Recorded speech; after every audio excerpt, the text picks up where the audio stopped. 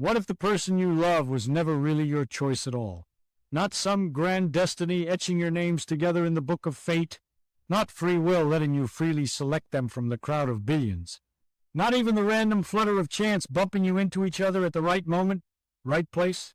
What if that very first undeniable spark of attraction, the sudden hitch in your breath, the warmth spreading through your chest, the way the room faded and only they remained was predetermined billions of years ago, long before our blue planet cooled enough to hold oceans that shimmered under young suns, long before the first fragile molecules clumped together in warm vents on the ocean floor, splitting and replicating in the dawn of life, long before any nervous system evolved to process pleasure, pain, attachment, rejection, or the overwhelming rush we label as love.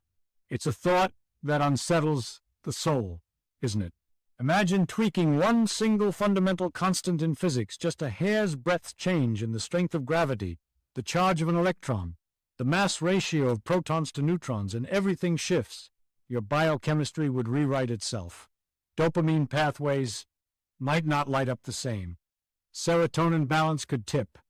Oxytocin, the bonding hormone, might bind weakly or not at all.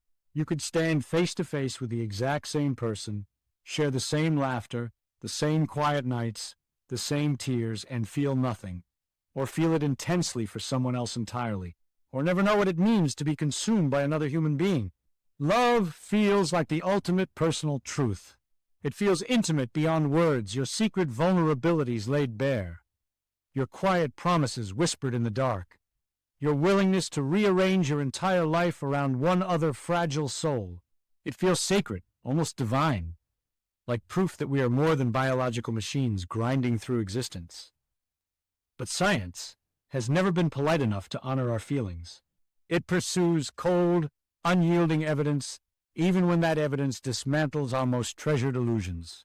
And the evidence is overwhelming. Every atom vibrating in your body, every electron leaping in your brain, obeys the exact same impersonal, emotionless laws that govern the collapse of distant stars and the expansion of the cosmos itself. The chemical storm you feel when you see them smile, it's the same physics that powers supernovae. If the universe operates without intention or preference at its deepest level, then love your love must be subject to those same rules. No exceptions. So the question that lingers like a shadow in every quiet moment: if atoms harbor no desires, if the four fundamental forces feel no compassion or cruelty, if physics is utterly blind and indifferent, then why do you feel this hurricane of emotion?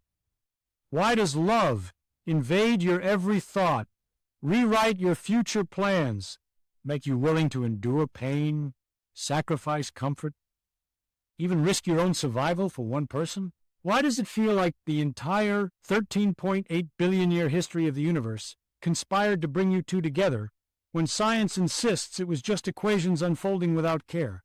Pause for a moment.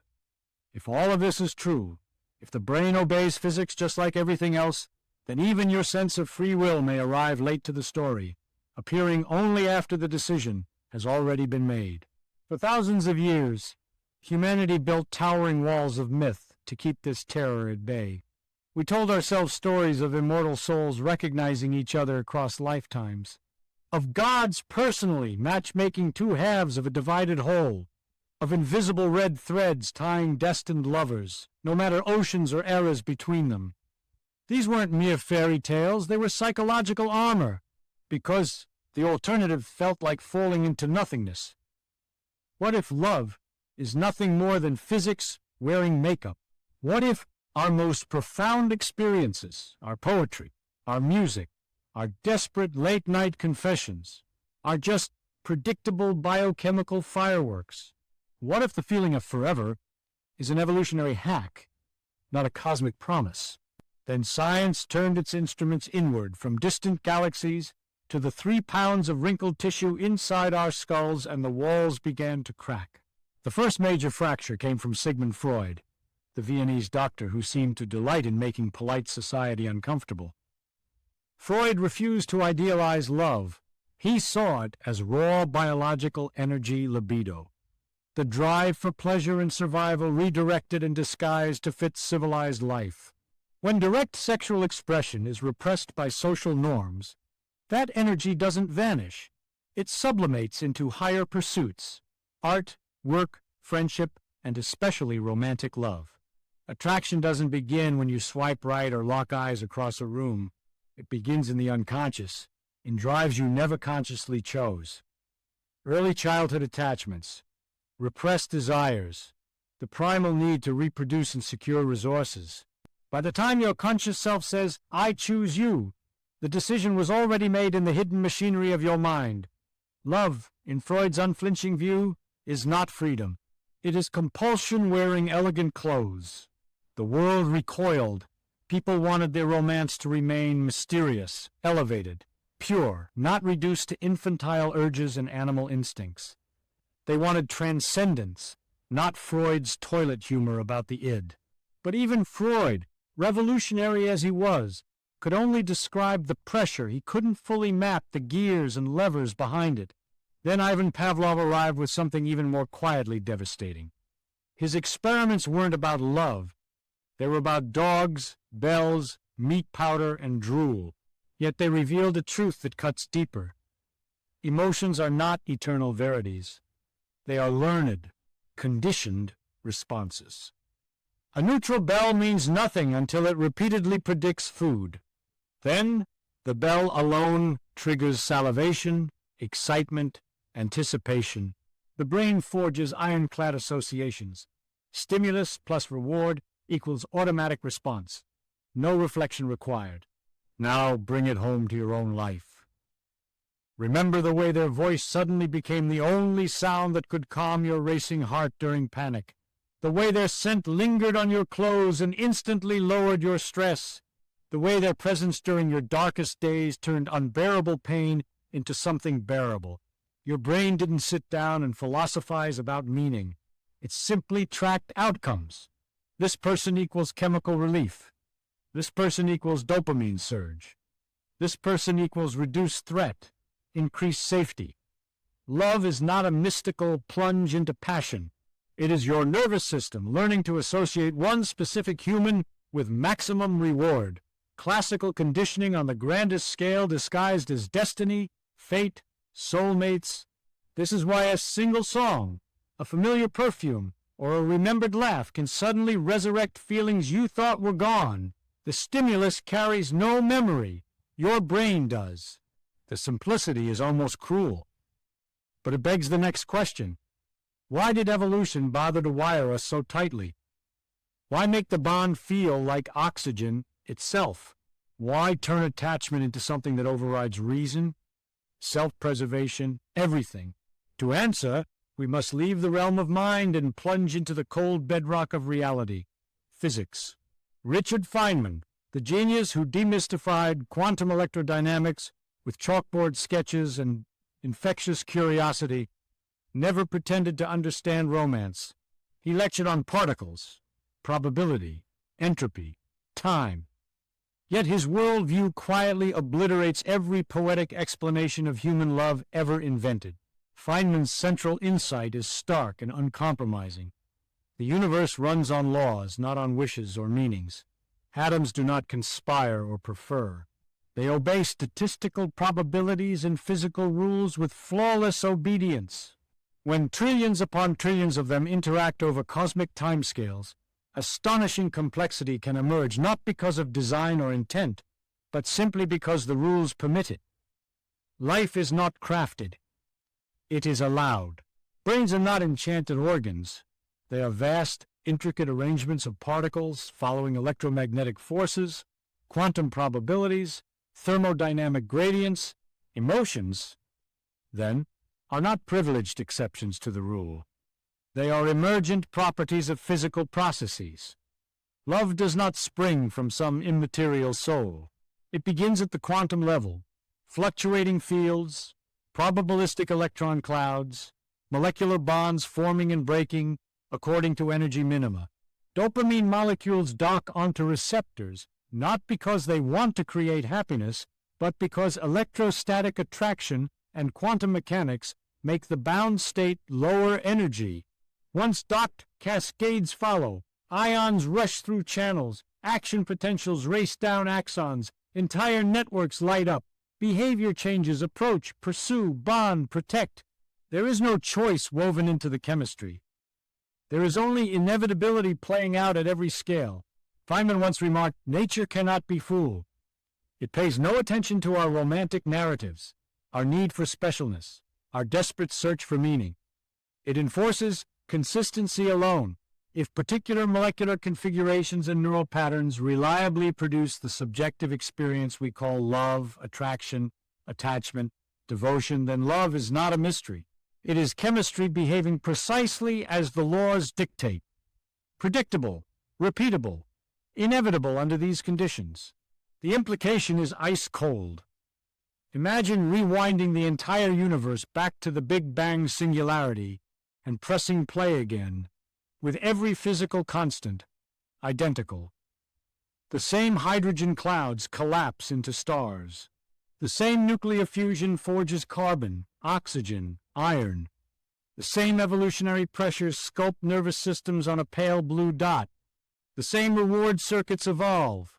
The same two people cross paths in a city, feel the same chemical surges, build the same memories, utter the same vows, no deviation, no alternate timeline where they never met. Love, in this picture, is not chosen. It is cosmically predetermined, utterly indifferent to our illusions of freedom.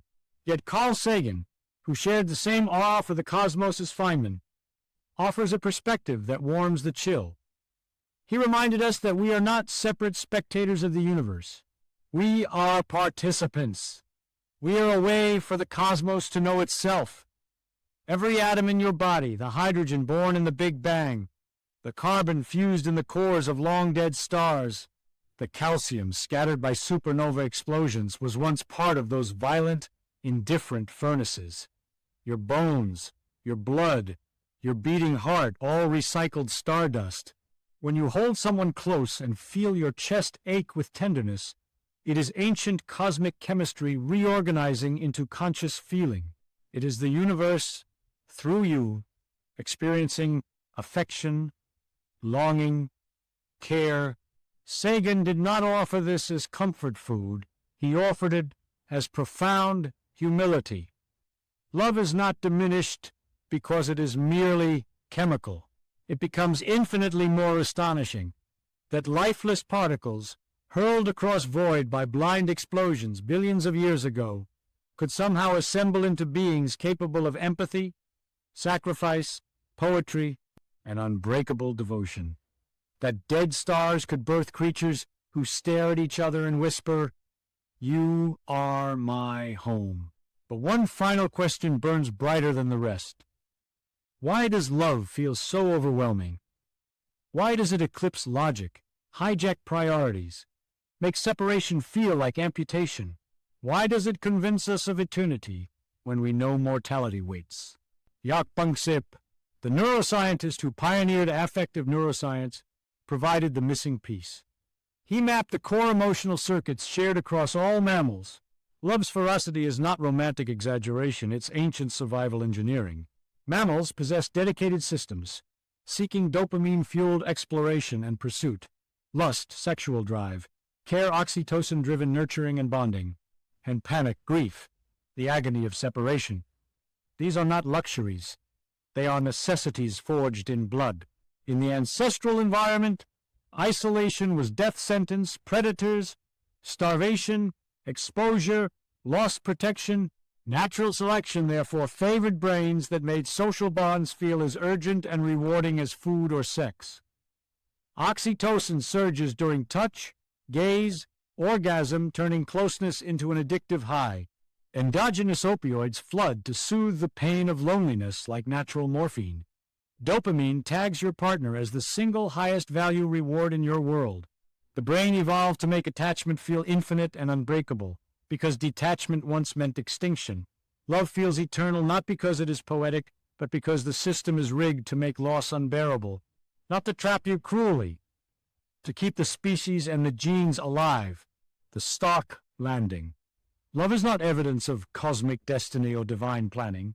It is evidence that evolution's ruthless algorithms succeeded spectacularly.